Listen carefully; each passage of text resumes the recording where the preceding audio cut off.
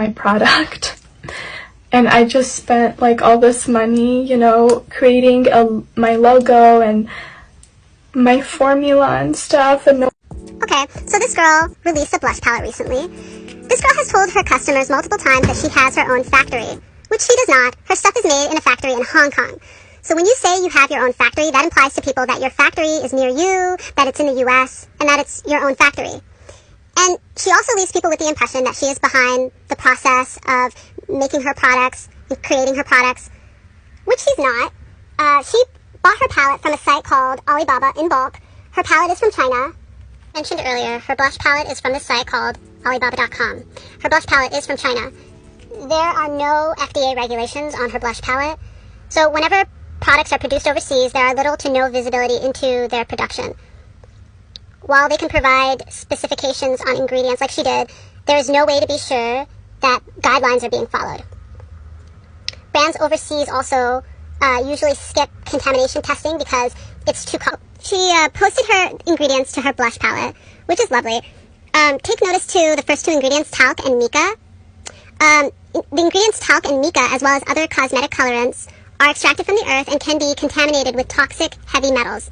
Testing for heavy metal contamination is not required, and it's an extra cost for these overseas brands. Since many brands producing overseas are very concerned about cutting costs, they are almost always skipping contamination testing. And that is very unsafe and dangerous. Now I want you guys to pay attention to that ingredient on the second line called isopropyl palmitate.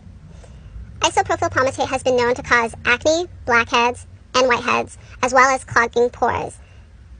It's also partly derived from alcohol, and over time it will end up drying the skin. Isopropyl palmate is highly comedogenic, which means that if this ingredient is present in any product, it is very likely to cause pimples, especially on already acne-prone skin. So yesterday, I saw a clip of her on live, and she was being asked if her stuff is from AliExpress, to which she responded, "A factory, yes, but not AliExpress," and then goes on to say, "If they were, my formulas would not be so creamy." You do realize that a product being creamy has no correlation whatsoever to whether or not it's cheap. You do realize that anything can be creamy. Creamy is just a consistency. The filling of a donut is creamy. Does that mean that it's not cheap? Pudding is creamy. Does that mean that that's not cheap? Products are more creamy or less creamy based on their ratio of wet to dry ingredients. Also, you're so against AliExpress. When anyone ever brings up AliExpress, you get so defensive. You're like, "Oh, my stuff doesn't come from there. Like, that place is so trash." When AliExpress is actually way more reputable than your actual source. You get your stuff from Alibaba. Do you really think that that's a step up? Because it's not a step up. In fact, Alibaba is worse.